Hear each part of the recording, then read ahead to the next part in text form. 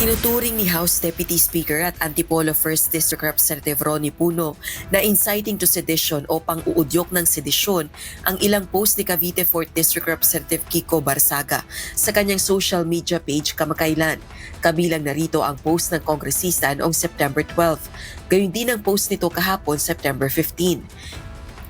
Chairperson ng National Unity Party si Congressman Puno at dati nitong kapartido ang neophyte lawmaker na nagbitiw na rin sa pagiging House Assistant Majority Leader. Anya, hindi rin nila nagustuhan ang ginagawang pangiinsulto ng kongresista sa cabinet members at maging sa Senate leadership. Inungkat din ng NUP chairman ng mga dating social media post ni Congressman Barsaga na malalaswa, gayon din na magarbong pagpapakita ng kayamanan. Busod nito, plano na nilang maghain ng ethics complaint laban kay Congressman Barsaga. Even if I know, and many of us believe he is not well, we believe he still must be called account for his behavior because otherwise, then there will be a double standard. Diba? There will be a standard for those that are not well, like him, and another standard for those like us who are well but will be held to account for this kind of behavior. One standard, everybody. If you're in Congress, you are presumed sound of mind. Kahapon habang may sesyon sa plenaryo ng Kamara, nakuhanan ng video si Representative Barsaga na nag-iikot at nakikipagkamay sa mga kongresista. Sa kanyang social media post, kumanta pa ito habang dumadalo sa sesyon. Tayo po na nakaupo, subukan nyo namang tumayo. At baka mamyaw meow meow, meow meow meow meow meow meow. Magbabago na ang House of Representatives. We will bring justice into this corrupt system. Ayon kay Representative Puno, nangangampanya umano si Congressman Barsaga para maging House Speaker. Pumasok din ito sa kwarto ni House Majority Leader, Ilocos Norte 1st District Representative Sandro Marcos. Pumasok siya sa opisina ng Majority Leader.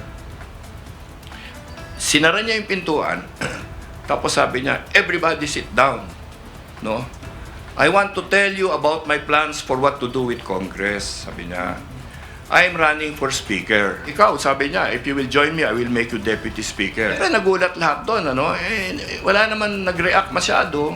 Si Majority Leader, siyempre, was the gentleman that he is, pinabayaan lang siya.